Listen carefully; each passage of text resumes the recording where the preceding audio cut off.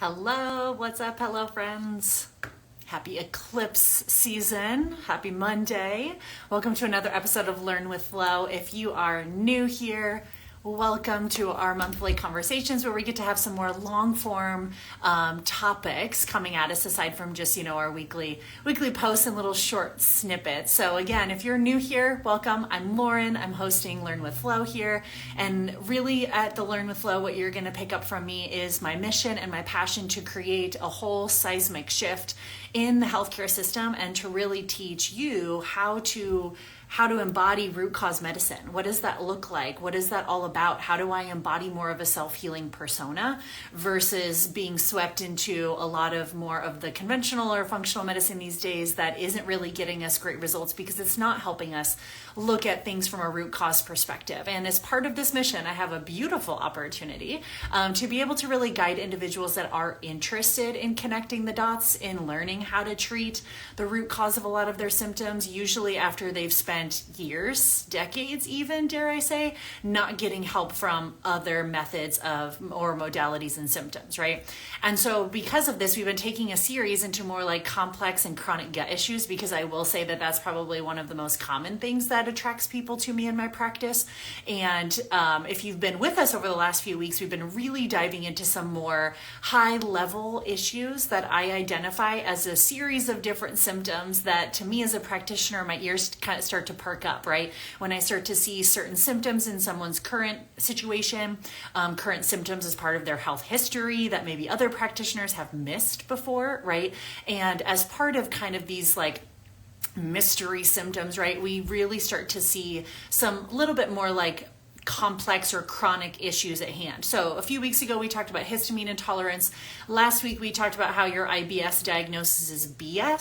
So if you missed that conversation, I made some pretty bold statements there, and I will stand behind them, absolutely, because I've seen individuals reverse their IBS and come to find out like it wasn't just a lifelong title or a lifelong label that they had to wear and just hope that the best case scenario was them managing their symptoms with like stool softeners, laxatives, prokinetic therapies, antibiotics. I'm like, elimination diets. I'm like, that ain't it. I'm like, that is not it, people. And we can start to really take more of a root cause perspective. And I've been getting so much great feedback from you guys, especially as I start to kind of help you guys see and utilize what I called that splash pad analogy, right? Where we start to see like at those splash parks, where like the water's coming up out of multiple different holes and kids are running around like crazy people trying to like guess which hole it's going to come out of and like stomp that hole out, right?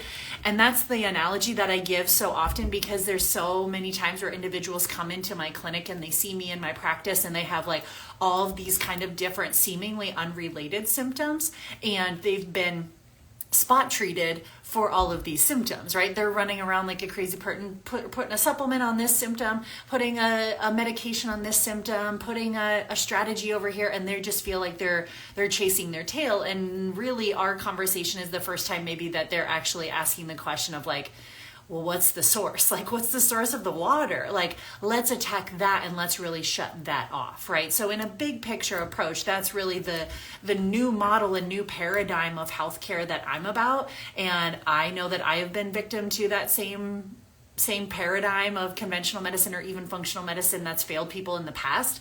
And I see it as a really major gap to fill, coming in and creating something different, creating something new for people that really helps them empower and feel part of their own healing process, right? So with this, I feel like there's no area of healthcare really, at least right now in today's April of 2024, right? This could change over time, but at least right now, I don't think that there's any aspect of conventional or functional healthcare that really is falling more short than our complex and chronic gut issues and gut symptoms, right?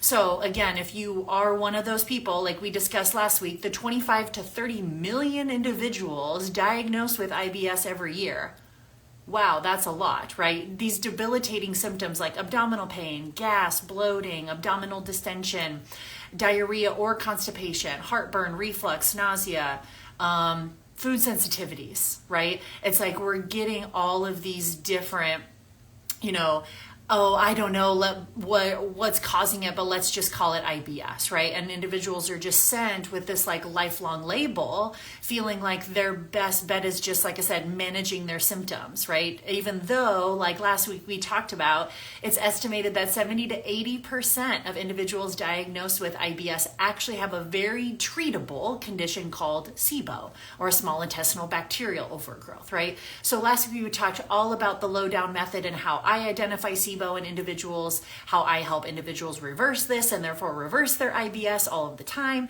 and help them understand that, oh, this was not something that I just have to wear forever. It's actually signs of something deeper that I just wasn't really helped to identify and just kind of sent on my way with this arbitrary IBS, right? And so that's where, even coming in today, kind of shifting our conversations, I want to continue shining light on some of these like complex cases where this same phenomenon is happening, right? Leaving people spinning their wheels, desperate for answers, and as most of these people end up usually in my office, in my practice, which I absolutely love, right? So today I really wanted to dive into another common like misdiagnosis, I would say, that I see in practice a lot, and it's leading to a lot of different chronic gut infections, and that is something called H. pylori, right? If you have not heard of H. pylori is an abbreviation for a certain bacterial strain that harbors more in the upper part of the gut, more the stomach lining, right? So we end up getting a lot more upper GI type symptoms, right? Again, though, we go back to this like splash pad analogy, right? It's like a lot of times individuals have this condition overlooked or mistreated because they're probably dealing with a bunch of different symptoms, right? All of those little geysers are coming up all over the place, and they're getting the runaround trying to just spot treat individually all of these symptoms, right? So some symptoms of some bacterial infections are more complex cases that sometimes get misdiagnosed as like the H. pylori situation. Usually individuals are going to experience more abdominal and stomach pain, maybe like an aching or a burning sensation in the stomach is very common, gas, bloating, loss of appetite, or even feeling like nauseous or feeling like food kind of just like sits in their stomach like a rock, right? Lots of burping. Maybe these individuals also have been diagnosed with frequent heartburn, reflux. Maybe they've been diagnosed with GERD, right? Maybe they also have some more systemic issues, right? So H. pylori can also contribute to things like acne, can also appear as things like brain fog or memory issues. I've even had some individuals who have like such intense reflux that they have like vomiting with that as well too. So there's lots of different like symptoms that this can present as, but very commonly it's something like, oh, you have heartburn, oh, you have silent reflux, oh, you have GERD, here's a proton pump inhibitor, oh, here's an antacid, right? And it's like, but why, right? Like, why do I have these symptoms? Because I know that even on this package insert of this medication, it says don't be on this proton pump inhibitor for more than 2 weeks, right? Because we know that it destroys the gut microbiome because we need stomach acid, right? Which we'll get to here in a second. But it just starts to like spin our wheels of like, why are we just sent on our way with these labels of like, oh, you have heartburn, oh, you have reflux, oh, you have GERD, or oh, you have acne, or you have frequent burping. And it's like, all of these things, nobody's really helping us connect the dots on them, right? So when I see individuals who are presenting with some of these like kind of these upper GI symptoms, especially if it's also accompanying things like skin issues or like brain focus, memory type issues, I'm immediately starting to think like, what the heck's going on in the stomach? Do we have some concurrent infections going on in there that's preventing us from being able to produce adequate digestive juices and be able to actually digest our food properly? Right? Because if there's something happening in the upper part of the GI system, it's impacting everything below it, right? So if there's something going wrong with how we're chewing our food, it's going to impact everything below it. If we're not creating enough stomach acid, or we don't have enough digestive enzymes, or we don't have good bile production, we're going to get issues in the small intestine and the large intestine too, right? So digestion is such a north to south process that sometimes some of these upper GI issues to me are like easily forgotten or easily overlooked. And then what happens is we band-aid the symptom, right? Oh, I started on a PPI. if that individual does not actually look at what's causing their reflux and heartburn, eventually it turns into something more, right? So it's like, oh, it started out as, oh yeah, I used to have chronic heartburn all the time, but then I got put on a PPI for it. And now they're being seen because they have like chronic bloating. And now they're being seen because they've now also been diagnosed with IBS, or now they're being seen because they have chronic food sensitivities, or now they're being seen because they have chronic constipation, or they're being diagnosed with autoimmune disease or diverticulitis. I'm like, yeah, remember like 5-10 years ago when you were diagnosed with like heartburn and chronic GERD and like all you did was like take a PPI for it? I'm like, that's where we're at today, right? 5-10 years down the road, like the original root cause didn't stop, right? We just put something on top of the symptoms and went on our merry way. Meanwhile, it's building to something even bigger down the road. And that's what my like passion is letting people understand that the body tends to whisper at us before it screams, right? So it's like, can we catch some of these things early and start to identify them and put more of a comprehensive approach in place versus just sending someone with a medication and sending them on their way, and we'll see them back in 2, 3, 4, 5, 10 years with more advanced diagnoses at that point in time. I'm like, that's just crazy to me, and that doesn't really feel like healthcare. Really feels like symptom management or kind of like sick care management, right? Which not really about that life. So if you're someone that has a lot of kind of some of these upper GI symptoms and have for a while, or know somebody who has, then you start to kind of dig a little deeper, right? It's like, oh, is it just a simple little reflux or a heartburn?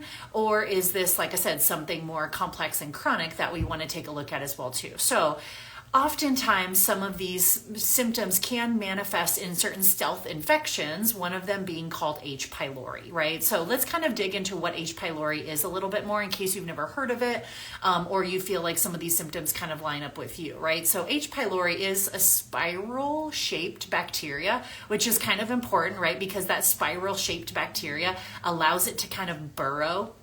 So it can really burrow in the lining of the stomach, or it can burrow under some of the mucous membranes of the stomach, which make it harder to identify with conventional testing and also harder to kill, right? So that's just an important piece of like H. pylori is this like spiral shaped bacteria. We can kind of envision it in our head, and it can harbor mostly in the upper GI tract and in the stomach, right? So 75% of the population is going to be living with some H. pylori in their body. It is not always a bad thing. There's lots of bacterial strains that live symbiotically in our body, and as long as they stay in check, they're good, they're fine, right? So it's not something that we want a completely sterile environment. That's not healthy either.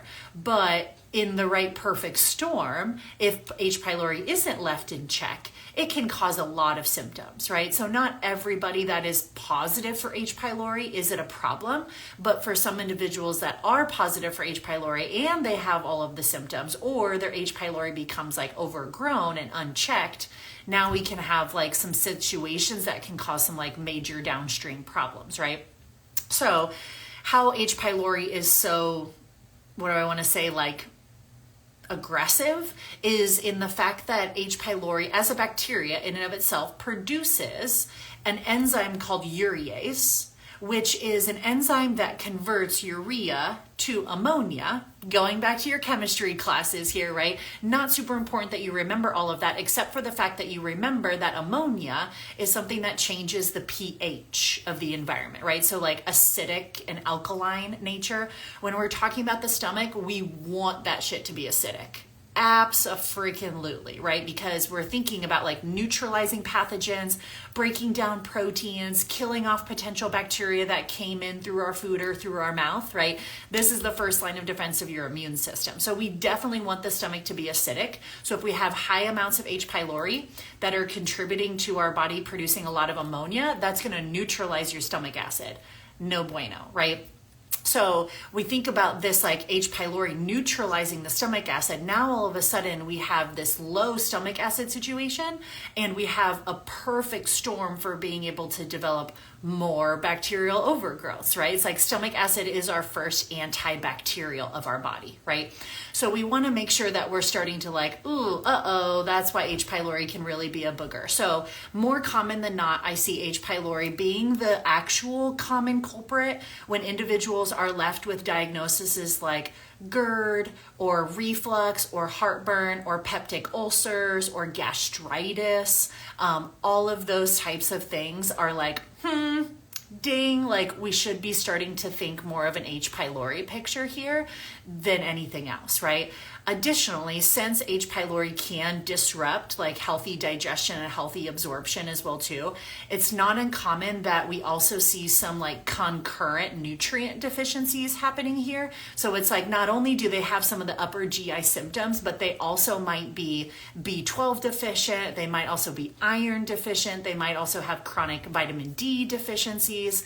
And because of this H. pylori infection, it can also really mess with our mineral absorption and mineral balance, which is where we often see some of the more systemic infections come in, like acne, as well too hair loss, right? So you're like, whoa, are you telling me that like all of these like little innocent like, oh, upper GI symptoms, I'm not trying to create this like catastrophizing effect. I'm just letting people know that, hey, if you're dealing with some of these kind of like upper GI symptoms, that's what happens if these things go unchecked, right? If in fact it is kind of like this stealth H. pylori kind of infection leading to some of these symptoms, eventually you're going to struggle with nutrient deficiencies.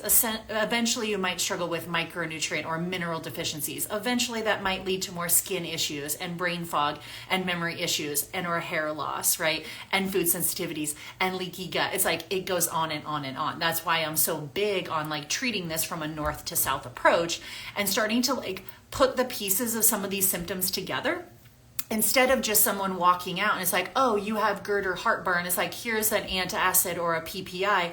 Oh, and you're also B12 and iron deficient. So here's some B12 and iron. I'm like, no, it doesn't work that way. I'm like, that's really lazy medicine. I'm like, that's not root cause investigative work at all. That's just lazy, hoping for the best, come back next year. I'm like, nope, we're going to dig in and kind of see like, where's a lot of this like root cause piece coming from? Both environmental, physical, mental, emotional, spiritual.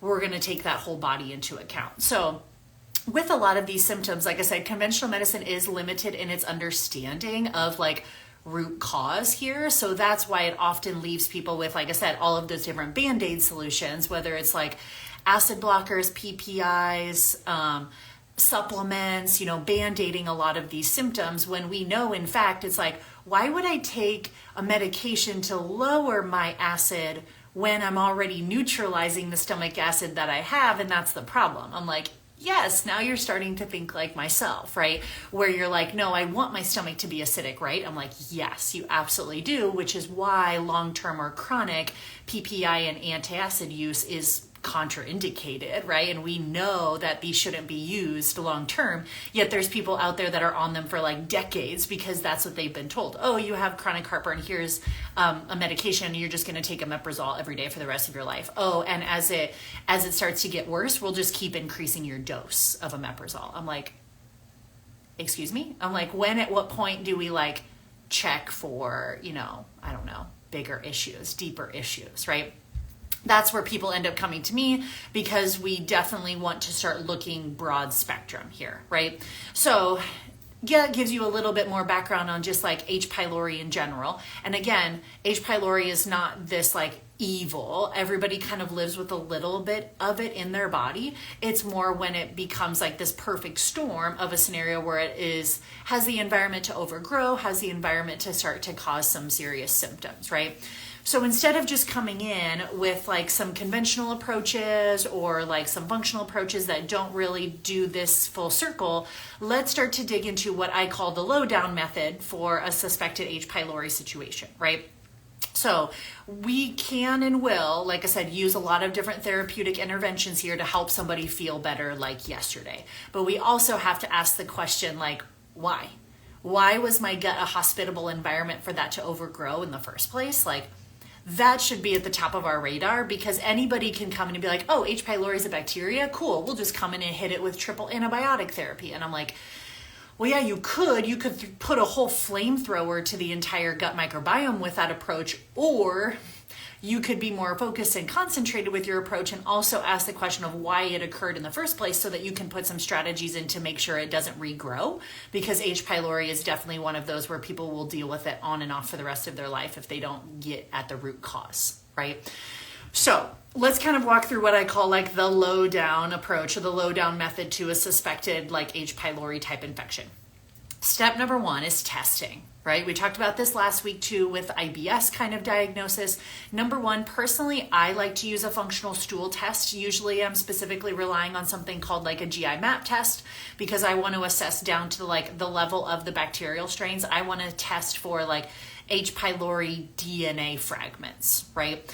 Things that you're not going to be able to see necessarily on like a colonoscopy or an endoscopy. We're going to be using like more of a data analysis approach here from like some stool testing, right? To be able to see if we pick that up. There are some gastroenterologists though that will test for H. pylori. So this is something that conventional medicine knows can be a problem and it can exist. Usually, in my experience, most gastroenterologists are just using breath testing. So they have you blow into this little tube and all it's testing for is the urea, the gas that's given off by H. pylori. Now, sometimes that comes back positive, and then we know, okay, yes, there is H. pylori. We don't know how much of it there is, right? It's like, is it really overgrown? Is there just a presence of it, right? We don't really know that with just breath testing. We can see that in stool testing. We can see like, okay, is it present and how much is it? That's why I like to use that. But the breath test, I will say 9 times out of 10, I've had individuals that have been tested by their gastroenterologist for H. pylori. It comes back negative. We do a stool test on them and it comes back positive. So in my just anecdotal experience, the breath tests are very hit or miss in terms of accuracy. And so the GI map test is just a lot more sensitive and tends to be a lot more accurate for detecting H. pylori. So there's certain patterns on like a GI map test that I'm looking for. Obviously, I'm looking for high levels of H. pylori detected. That's an obvious one. I'm also looking at the presence for different what we call virulence factors within the H. pylori. It essentially tells us how sticky the H. pylori is, and it kind of determines our overall treatment strategy with that as well too. I'm also looking at different levels of some of the beneficial bacteria. Is there any overgrown phyla or any of the overgrown beneficial bacteria? Because that's going to tell us that there's undigested food getting into the small intestine there.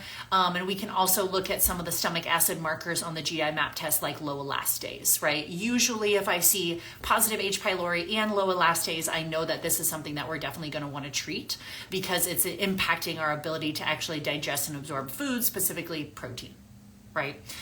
So in the rare instances that conventional medicine would properly diagnose H. pylori, their first response, because that's just kind of like textbook approach to treating H. pylori in a conventional sense, is pretty aggressive. It's called the triple antibiotic therapy, and they usually couple it with a proton pump inhibitor or a PPI, right? So this is very aggressive, and even the eradication rates for this treatment are decreasing due to people's antibiotic resistance that's developing too. So, and it doesn't also approach like why does that person have H. pylori in the first place? So that's where you want to kind of start thinking more so from how I think about it. Let me backtrack. How I think about it with the low down method is more, okay, if we positively identify H. pylori and we say that it warrants treatment, like it's actually contributing to symptoms and based off of health history, we're going to use some therapeutic interventions, but not just like wiping out everything. We're going to be very targeted, as well as addressing the root cause of why the stomach is a hospitable environment for H. pylori in the first place. Right? So first step is testing, whether that's a breath test from a gastroenterologist or like a GI map test or a stool test, which tend to be a little bit more accurate. But we kind of need to identify, is that actually the issue that we're looking for? If we do identify that, the first step is not bringing a flamethrower to the system with triple antibiotic therapy. To me, the first step would be we need to like calm down any inflammation in the system and support the mucosa, especially if there is some like gastritis or some ulcers. Like you can't throw things in if the system is really raw in there, right? We want to rebuild some of that mucosal therapy. So usually I'll have people start with what I call the apple cider vinegar challenge. They'll do a couple tablespoons of apple cider vinegar on an empty stomach. If it causes burning, then we know that there's probably some active inflammation and some active gastritis in the stomach, and we want to support there first, right? Probably going to use a good 2 to 6 weeks supporting that first to rebuild that back up before we want to consider next steps. So we can use some functional fibers, we can use some mucilaginous herbs like aloe, slippery elm, your marshmallow root, DGL, black cumin seed oil, manuka honey, like things like that to really like rebuild that mucus layer. That is so important. Do not pass go, do not collect $200, like start there first, right? That can be very helpful for someone. They may not even need antimicrobials if you just support some of that inflammation. So that's step 2, like first step testing, second step calm some of the inflammation and support the mucosa. Step 3 is going to be nourishing the gut-brain axis, right? We talked about this, how much that north to south process, really we have to go back to recreating an acidic environment in the gut, right? That needs to be number 1, right? We're going to, like I said, eradicate some of the H. pylori, which can prevent that, but we also have to ask, like, why is the gut a hospitable environment in the first place? So we have to go back to looking at what's preventing adequate stomach acid production. Lots of different things that could be happening here. So we start talking about food hygiene here, which is like chewing your food thoroughly, making sure you're eating seated, putting your fork down between bites, putting yourself into a rest and digest state before eating to activate like the brain or the cephalic phase of digestion, we call it. We're also going to be talking about nervous system regulation. We're going to be talking about holding space for rest. We may be putting in some vagal toning exercises. We may be addressing some disordered eating habits here. That's a very common one that I see with individuals that have poor stomach acidity is they have disordered eating habits or have had disordered eating habits in the past. Also, anxiety can be a very big trigger for just like stomach acid, like is high levels of anxiety or unchecked levels of stress. So I'm definitely digging into evaluating like thyroid function, looking also at like cortisol function as well here in this picture. So we also have to address eating enough bioavailable protein, right? Because our stomach acid is there to digest our protein. So our body kind of is like, hey, use it or lose it. A lot of times individuals that have had a history of like vegan or vegetarian based approaches come to me with gut issues. And 9 times out of 10, they have low stomach acid because they haven't used that stomach acid. So their body just like kind of downregulates it, right? So lots of different things that we need to consider here from a total body approach, not just the H. pylori. So step 1, test. Step 2, support the mucosa. Step 3 is going to be nourish the gut-brain axis. And then step 4, finally, now we can maybe bring in some antimicrobial agents, right? The reoccurrence rate of H. pylori is ridiculously high if you do not address this from the root cause, right? You can't just start with the antimicrobials like there's functional practitioners that do, and there's also conventional practitioners that will just put you on triple dose antibiotic therapy and walk away from it, right? We know that you're going to reoccur probably on clockwork about every 3 months, right?